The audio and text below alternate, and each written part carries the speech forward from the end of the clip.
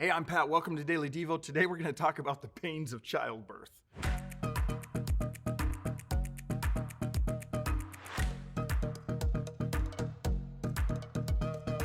I remember way back when my wife Charmin was pregnant with our first child. I'd never experienced this whole pregnancy thing up close. And as that little baby inside of her kept growing, I started to become a little jealous of everything my wife was experiencing.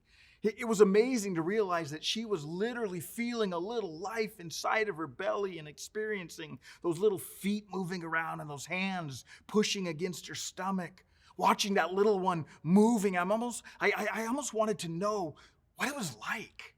I recognized that as a man, I would never, ever know what it's like to have another little human body inside of me. Then came the day that little one was ready to make her appearance.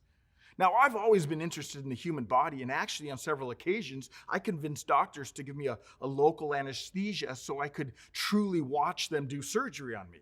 But this childbirth, this was different. I took one look down there and I saw what was happening, and immediately all of my jealousy for experiencing what a woman goes through regarding carrying and birthing children was completely gone. Anyone who has been in a room with a woman giving birth knows that while it's a beautiful thing, that one life is birthing another life, it's also really, really intense. All you women who have or will go through this, huge, huge respect for you. Well, Paul picks up on this childbirthing thing and uses it as an analogy in Romans chapter 8. And it should remind us that things aren't the way they were meant to be, nor are they the way they will be. Listen to what he writes in Romans chapter 8, starting in verse 22.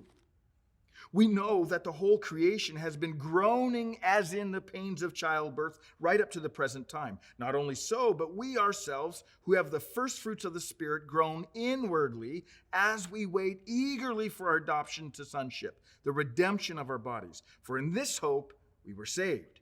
But hope that is seen is no hope at all. Who hopes for what they already have?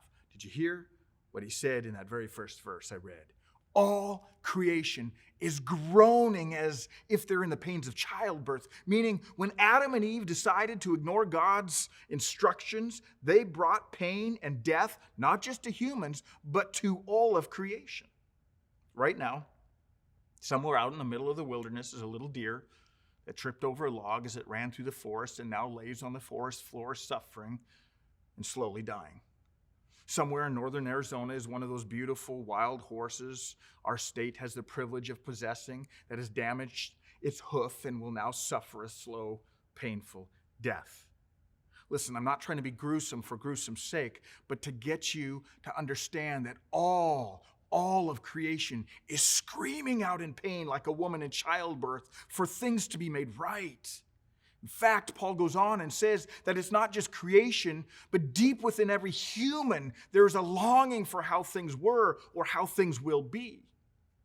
Have you ever wondered why we as humans act shocked when someone dies? Why do we mourn at funerals? I mean, we really shouldn't be surprised anymore by death. It happens to everyone. So why? Because, as Paul says, deep within all of us, our souls cry out, this is not how things should be.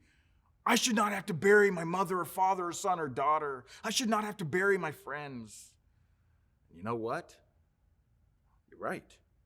It's not how it should be. And here's our hope. It's not how it will be. My friends, may you and I hold to this hope today that someday Jesus will make all things new and the birth pains we feel, not just us, but all of creation, will be gone forever. No more death, no more suffering, no more injustices, no more pains. God will right all wrongs and make things how they ought to be, how things were before we as humans made a mess of them. I can't wait for that day.